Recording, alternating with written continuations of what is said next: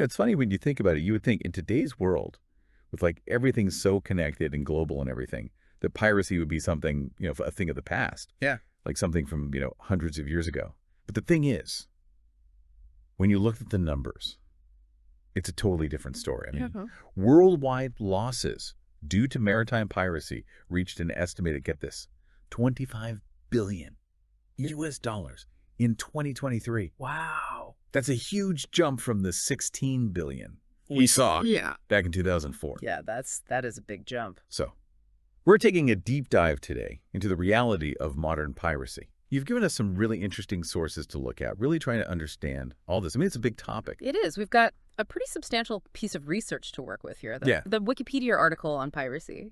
As of September 2024, it was a behemoth, like 15,000 words. Okay, so that is a deep dive. That is a deep dive. It covers everything from like the historical roots of maritime piracy across different regions and eras to how our culture imagines pirates, the legal frameworks surrounding piracy, and crucially what's happening on the seas today. It's a really comprehensive overview. 15,000 words. Yeah. Well, you don't have to worry. We've waded through it all. Right. You're not going to get lost in the data. We're going to bring you those key nuggets, like moments, to really help you understand the many layers of this issue. Right. So, with a source as big as that, I mean, where? Yeah. Where do we even begin? The logical first step is to get levels. Look at the very word we use, pirate. Right. It's Malay. It journeyed into English from the Latin pirata, which also meant pirate, corsair, or sea robber. But if we trace it back even further to the Greek, pirates, its original meaning was actually quite broad. Okay. Brigand. Or even anyone who attempts something. It. It comes from peromai, meaning I attempt, and pera, meaning attempt or experience. So the initial sense of the word was of someone undertaking a venture. And it's quite fascinating how that meaning is narrowed over time to specifically denote someone engaged in maritime crime. That is really interesting. From just like trying something to a criminal on the high seas. So in its essence today, how do we define piracy the way we understand it? What makes it different from other maritime crimes? So, at its core, piracy is defined as an act of robbery or criminal violence carried out by attackers operating from a ship or boat against another vessel or a coastal area. The main goal is typically to steal cargo and other valuable goods. Right. Those who commit these acts are pirates, and their vessels are pirate ships. Makes sense. Now, a crucial distinction to make is that piracy, generally, doesn't encompass crimes committed by individuals on their own vessel. Right. Theft among the crew also excludes privateering, which we'll discuss a bit later, which is a state-authorized action to capture enemy vessels during times of war. So that lack of authorization is key to understanding piracy. Okay, so privateering has that layer of... Yeah, it's legitimate, but it's also kind of contentious. But with piracy, it's an unauthorized violence and theft at sea. Now, this isn't something that just started happening recently, is it? I mean, this article traces it back to the very beginnings of seafaring. Like, how far back can we actually see this kind of activity happening? We're talking dawn of maritime history here, the earliest documented instances of what we'd recognize as piracy date all the way back to the 14th century BC with the Sea Peoples. Okay. Now, this was a various confederation of naval raiders who posed a major threat to the ships and coastal civilizations of the Aegean and Mediterranean. What's really fascinating here is, even in these ancient times, certain geographical features played a role. Narrow sea channels, like the Strait of Malacca or the Gulf of Aden, have historically been piracy hotspots because they force shipping into predictable routes, making attacks much easier. Right. So a key early insight for you is that maritime trade has always been vulnerable, and strategic waterways have consistently attracted those seeking to exploit that vulnerability. Wow, the Sea Peoples. I mean, that really puts our concerns today into perspective. And it's really interesting how geography has always been a factor. What about the more well-known ancient civilizations, like the Greeks and the Romans? Did they have to deal with pirates too? Oh, absolutely. In the pre-classical era, in ancient Greece, piracy was surprisingly somewhat accepted. It's a legitimate way to make a living. It was apparently quite widespread and even considered an honorable profession in some circles. Wow. You can even find references to it as a normal occurrence in epic poems like Homer's Iliad and Odyssey and The abduction of women and children for slavery was a common aspect. Wow. However, by the time of classical Greece, engaging in piracy as your primary profession was increasingly viewed as a disgrace. So we see a significant shift in social perception over time regarding this activity. And honorable to disgraceful. That's quite a flip. What about the Romans? I vaguely remember some pretty significant run-ins with pirates in Roman history. Yeah, the Romans certainly had their fair share of troubles. In the 3rd century BC, pirate attacks on Olympus in Lycia caused considerable economic hardships. Right. And the Illyrians, who inhabited the western Balkan peninsula, were notorious pirates in the Adriatic Sea. Their persistent raiding led to numerous conflicts with the Roman Republic, and it wasn't until the Romans decisively defeated their fleets in 229 BC that this threat was effectively neutralized then. In the 1st century, BC powerful pirate states emerged along the Anatolian coast, posing a serious threat to Roman commerce throughout the eastern Mediterranean. Wasn't there that pretty famous incident with Julius Caesar and pirates? Indeed there was. On a voyage across the Aegean Sea, in 75 BC, Julius Caesar himself was kidnapped by Seleucian pirates and held prisoner on the Dodecanese islet of Pharmacusa for a period. Later in 67 BC, the Roman Senate passed the Lex Gabinia. This was a Roman law granting their General Gnaeus Pompeius Magnus, extraordinary authority, to specifically deal with the escalating piracy problem, and Pompey managed to largely suppress this threat in a remarkably short period. About 3 months of intensive naval warfare, this demonstrates how seriously major powers have historically taken threats to their sea lanes. Talk about a quick response. So, the ancient world, I mean, they had their fair share. Piracy challenges. What happened when we moved into Middle Ages in Europe? Did piracy remain a big problem? It most certainly did. The Vikings, those seafaring warriors from Scandinavia, are probably the most iconic pirates of medieval Europe. Between the 8th and 12th centuries, during the Viking Age, they conducted extensive raids and looting along the coasts, rivers, and even inland cities of Western Europe, reaching as far south as Seville.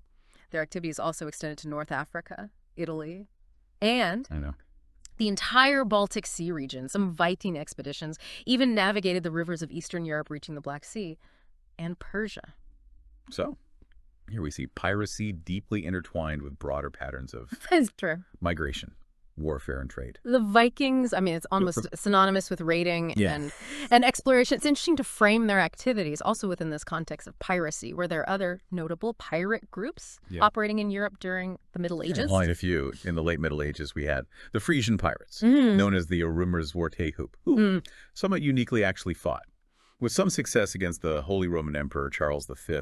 Towards the end of the 9th century, Moorish pirate strongholds were established along the coasts of southern France and northern Italy, and they even managed to sack parts of Rome in 846. They controlled Alpine passes and operated out of the Balearic Islands and Crete for centuries.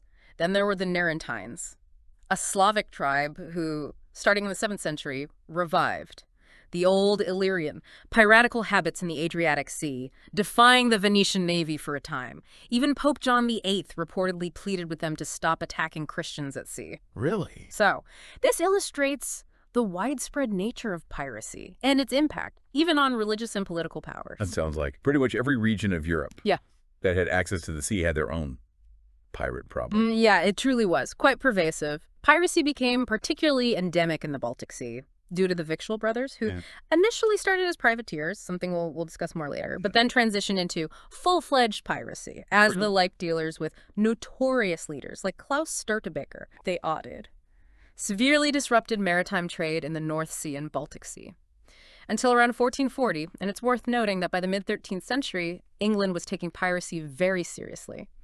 There's a record of an Englishman named William Maurice being hanged, drawn, and quartered for piracy in 1241. Oh, wow. Possibly the first recorded instance of that particularly gruesome punishment for the crime in England.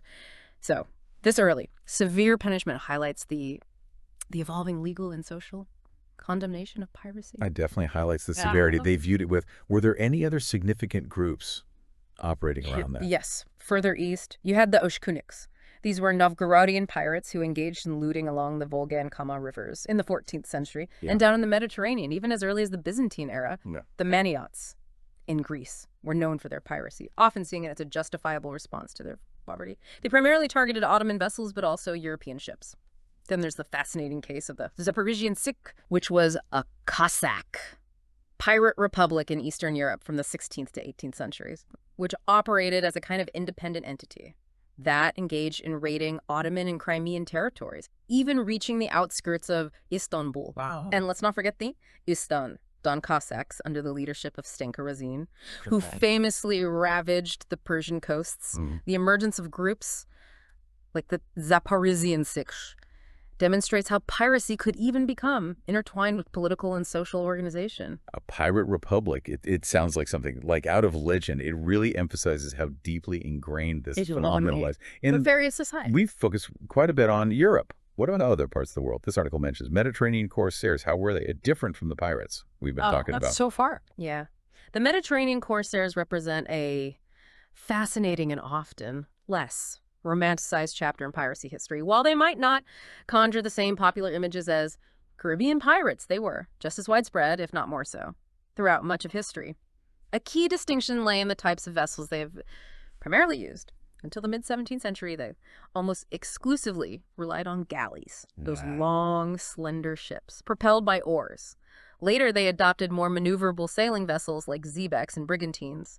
These pirate galleys were typically smaller and less heavily armed than warships, but carried large crews that could easily overwhelm merchant ships, which often had minimal defenses. Their low profile and speed also made them notoriously difficult for larger patrolling vessels to effectively pursue. So the reliance on galleys highlights the tactical adaptations of piracy to the specific conditions of the Mediterranean. Galleys powered by oars. I mean, you don't really think of that when you picture pirates. You usually picture a big sailing ship. And who were some of the major players in the world?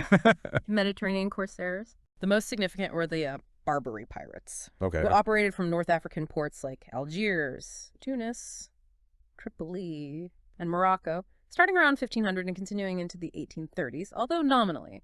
Under Ottoman rule, they were largely autonomous and primarily targeted Christian shipping, famously conducting massive slave raids on both sea and land. They often viewed themselves as holy Muslim warriors or ghazis, continuing a long history of conflict with Western Christians, intriguingly.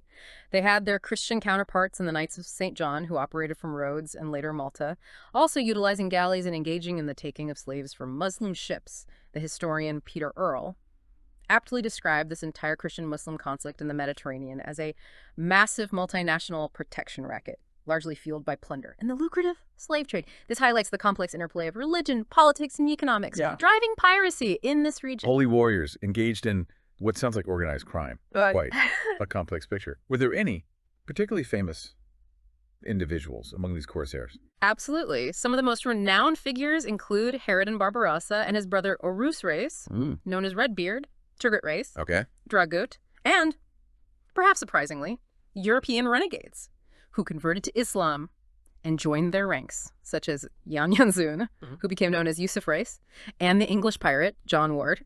So the presence of Turgut, European renegades underscores the diverse motivations and allegiances within these pirate groups. European renegades joining the Barbary corsairs. That's an interesting twist. What kind of impact did these corsairs have on Europe itself? The impact was substantial and often brutal. Coastal villages and towns throughout Italy, Spain, and the Boer Mediterranean islands were frequently subjected to attack, leading to long stretches of the Italian and Spanish coasts becoming virtually deserted. Their reach even extended into the Atlantic, with raids reported as far north as Iceland. It's estimated that between 1 and 1.25 million Europeans were captured by Barbary corsairs and sold into slavery in North Africa and the Ottoman Empire between the 16th and 19th centuries. Interestingly, European powers like France, Britain, and Holland sometimes even strategically supported the corsairs against their own European rivals. It wasn't until the rise of European naval power and Bressers, direct bombardments of the North African strongholds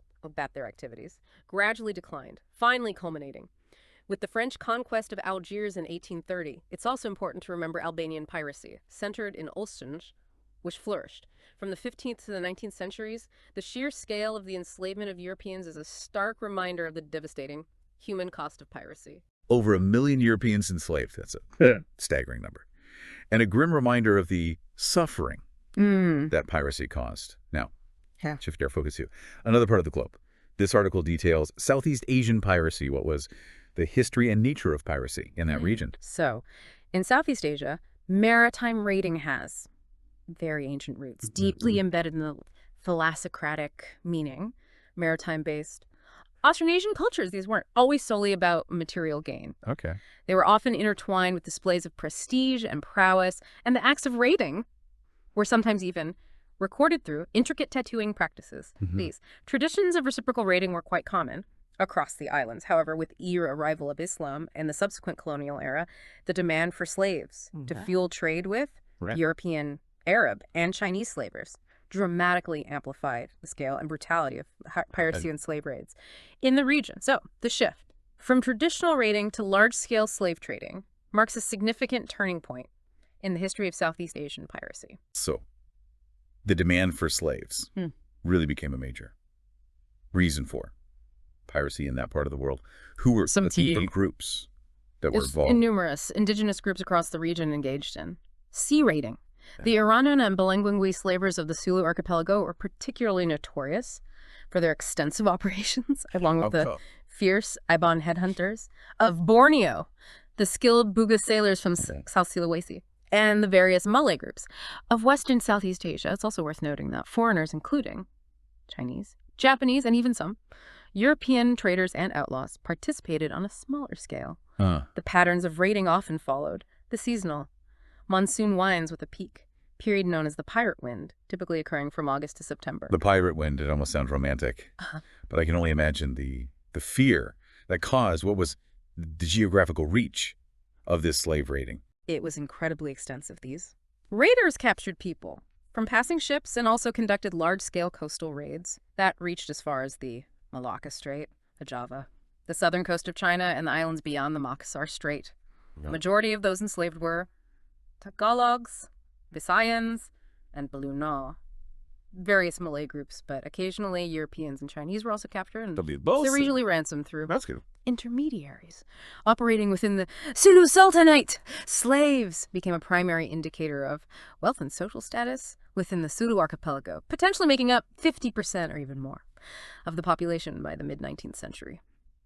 Interestingly, Malay word for pirate, lanon, actually originates from an exonym, a name used by outsiders, for the Oranon people. So the sheer percentage of the population enslaved highlights the central role of this brutal trade in the region's economy and society. Half the population enslaved. That's crazy. And it really shows how brutal this all was. What were the conditions like for those who were captured? Male captives taken by the Oranon and Balangwingwi were often treated with extreme brutality, frequently forced to serve as galley slaves. Oh, wow. Female captives generally faced somewhat better conditions, although discipline could still be harsh. Within about a year, most captives would be traded in the bustling slave market of Jolo in exchange for goods such as rice, opium, cloth, iron, and weapons.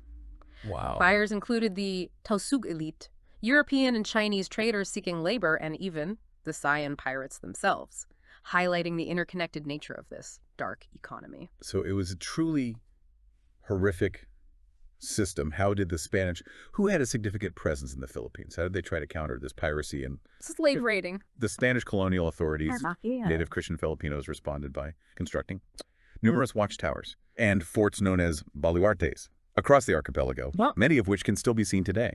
They also strategically moved some provincial capitals further inland, to provide greater security. Local communities, particularly in the Visayas, began building faster warships called barangayanes, specifically designed to pursue and intercept the Moro raiders, ultimately the plural. Moro raids were significantly subdued by major Spanish and local naval expeditions that took place between 1848 and 1891, a process greatly aided by the introduction of steam-powered gunboats that could easily outmaneuver and destroy the traditional native warships. It's also worth noting that other groups in the region, such as the Baho Bugis, Orang Laut, and Sidayak, also engaged in various forms of piracy, different parts of Southeast Asia. So the Spanish response illustrates the long and often difficult process of suppressing widespread piracy, often requiring significant military and technological advancements. Sounds like a Just Bowl. Long struggle against piracy. Now, let's turn to East Asia with a focus on the Ming Dynasty in China. What's the piracy situation like there? East Asia also has a very rich history of maritime piracy. The Wokou, who first emerged in the 13th century, and continued their raiding activities for approximately 300 years, were initially based in Japan, Okay. but later became predominantly comprised of Chinese smugglers who were reacting to the Ming Dynasty's strict prohibitions on private overseas trade. Right. Activity reached its peak in the 1550s.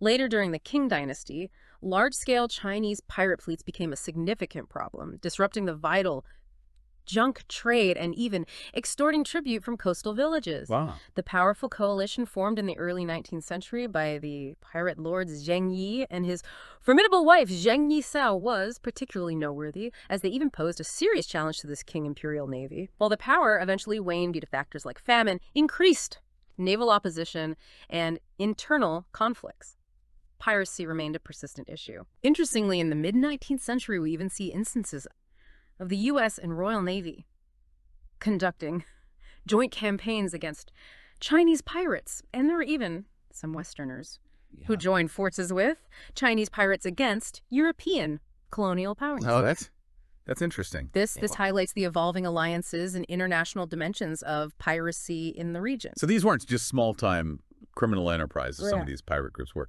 quite substantial. Yes, Even had international connections. What was particularly unique about piracy during the Ming Dynasty in China? So piracy during the Ming era often drew individuals from the lower strata of society, including impoverished fishermen, those fleeing forced state labor, high taxation, or military conscription, who saw it as an opportunity for a better life, however precarious. Well, initially labeled Wokou, by the 16th century, these pirates were likely, overwhelmingly, of Han Chinese origin, although there was still some Japanese, and even European involved. A major contributing factor was the Ming Dynasty's restrictive policies on private overseas trade, which inadvertently created a highly lucrative black market. Right. Pirates effectively controlled this.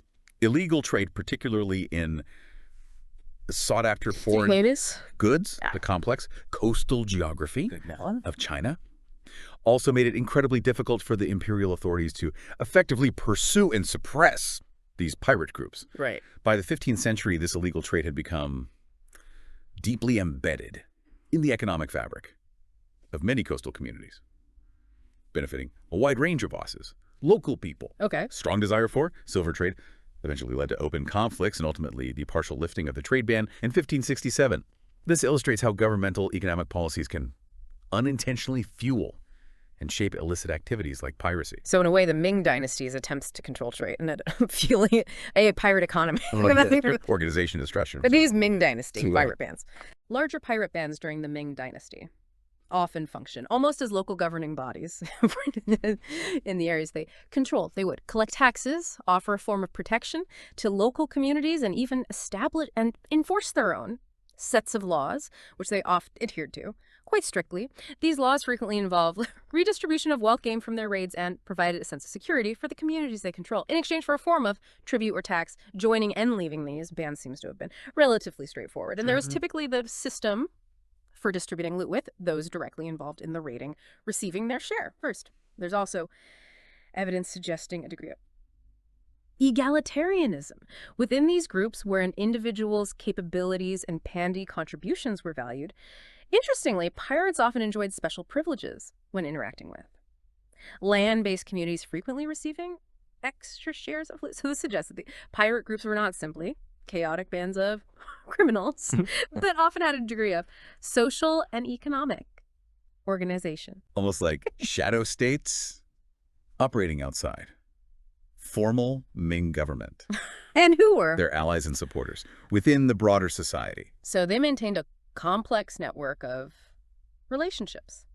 Pirates had established trading ties with various land communities and with foreign traders. And perhaps most significantly, they often enjoyed the tacit or even active support of local elite, gentry, whom government officials sometimes even referred to as pirates in gowns and caps. These local elites directly benefited from the illegal trade networks and often actively resisted efforts by the imperial government to eliminate piracy. Furthermore, pirates had complicated and sometimes even cooperative relationships with the Ming Dynasty itself and with various international traders. When pirate groups were willing to acknowledge a degree of the dynasty's authority, they were often allowed to operate relatively freely. There were even instances of pirates forming alliances with European colonial projects.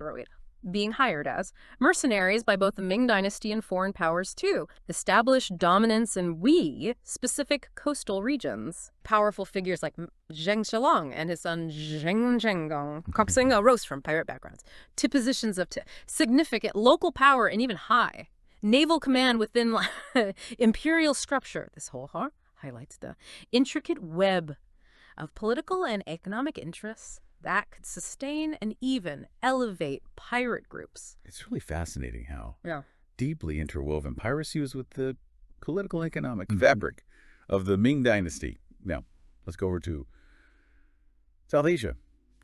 Forms of piracy were prevalent in that part of the world throughout history. South Asia also has a long and varied history of maritime predation. The Bawarij, who were Sindhi pirates active between the 3rd and 9th centuries AD, are notable for their audacious looting of Physipalis Ceylon treasure ships, an act that actually played a role in triggering the Nokara Miyad conquest of land later during the powerful Chola Empire. Pirates who agreed to a royal pardon were sometimes integrated into the Chola Navy as Kalarani, essentially acting as coast guards against Piracy, a role similar to that of privateers. In the Deccan region of India, between the 14th and 17th centuries, piracy was rampant, particularly targeting the Relaxan period. Crucial.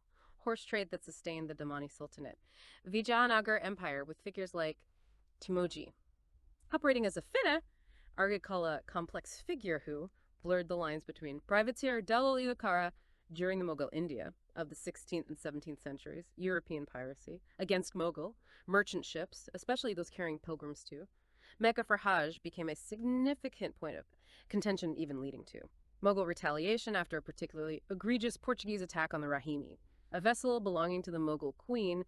And in the 18th century, the Maratha Empire saw the rise of the famous Kanhoji Angre, a Maratha admiral who is often described as a privateer, but who effectively controlled the seas between Mumbai and Gavaruga, frequently attacking British shipping and demanding taxes for safe passage. So this demonstrates how piracy and state-sponsored maritime violence were often intertwined in South Asian history, driven by trade, religious tensions, and imperial rivalries. So piracy in South Asia seems to have been closely linked to vital trade routes, political power struggles between empires, and even religious pilgrimages. What about the Persian Gulf?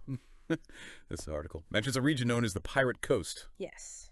The southern coast of the Persian Gulf became known to the British as the Pirate Coast from the Sferanulis, late 18th to the 19th centuries. Control in this area was largely asserted by the Qabasim, also known as Al-Qasimi, and other local independent maritime powers, the collective memory of aggressive Portuguese actions under Afonso de Albuquerque centuries earlier fueled a strong local resistance to any perceived Christian dominance in the region's waters. British attempts to safeguard their increasingly important imperial Indian Ocean trade led to a series of military expeditions in 1809 and 1819 against the Qabasim. Al-Qasimi ultimately resulting in the Kalawigo Maritime Peace, Pius Milis Al-Qasimi ultimately resulted as Qasimi, Al-Qasimi ultimately resulting in the Wamanir signing of treaties of no maritime peace starting in 1820. This region eventually became known as the Trucial Coast, and the emirates within it were recognized by the British as the Qasimi Crucial States, Al-Lasbachi Preservi, Taus of Bai State. Noter. Suppression of piracy could lead to significant shifts in regional political power and the establishment of Elgin protectorates. This. British intervention played a crucial role in suppressing piracy in the Persian Gulf and fundamentally reshaping the political map of that area. Now let's talk about a location that's legendary for its associations. He's almost legendary for its associations with pirates, the island of Madagascar. Yeah, Madagascar definitely lived up to its reputation as a major pirate haven, particularly during the late 17th, early 18th centuries. The island of Ile Sainte-Marie off the eastern coast became an especially popular base for pirates at one point, reportedly hosting nearly 1,000 of them. And then there's the perhaps more mythical tale. Oof. Libertatia Edessa, supposedly egalitarian pirate utopia that was said to have been founded in northern Madagascar in the Hauskora, late 17th century, by the enigmatic Captain Misson and his crew, although historical evidence for its existence is scant, and it was said to have been destroyed by the island's native inhabitants around 1694.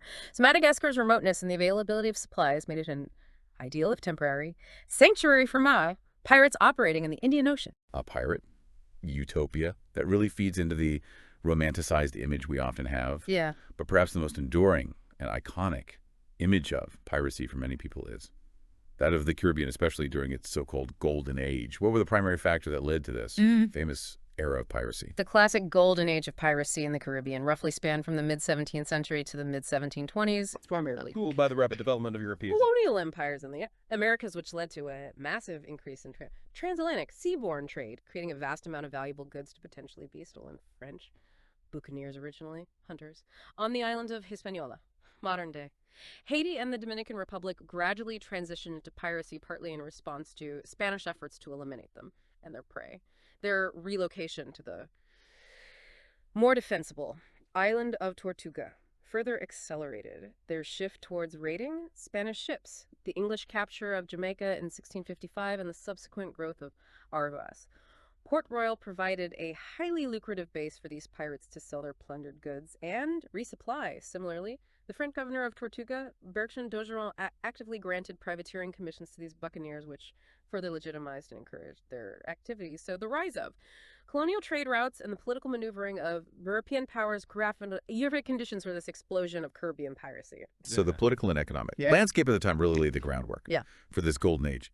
Who were some of the key figures, and how did the piracy evolve during this period? A significant shift occurred in the 1690s as English pirates began to look beyond the Caribbean for more profitable targets. Several factors contributed to this. The end of Anglo-French cooperation against Spain, the devastating earthquake that struck Port Royal in 1692, and the increasing reluctance of Caribbean colonial governors to grant privateering commissions. The old agreement of no peace beyond the line was fading. Furthermore, the Spanish Main was becoming less rich as it had been, repeatedly raided simultaneously less favored English colonies in North America, such as Bermuda, New York, and Rhode Island, which were struggling economically due to the Navigation Acts restricting their jurisdiction. Legitimate trade became havens for pirates, with some corrupt officials even secretly supporting their voyages in exchange for a share of the loot. The Indian Ocean, with its incredibly valuable trade goods and relatively weaker naval presence, became a particularly attractive new frontier for piracy, leading to the emergence of infamous figures like Thomas II, Henry Every, who pulled off one of history's biggest heists, Robert Culliford, and the controversial Captain William Kidd. So this eastward shift demonstrates the adaptability of pirates to changing economic opportunities and political climates. The Indian Ocean is a new frontier for piracy. That's less commonly told.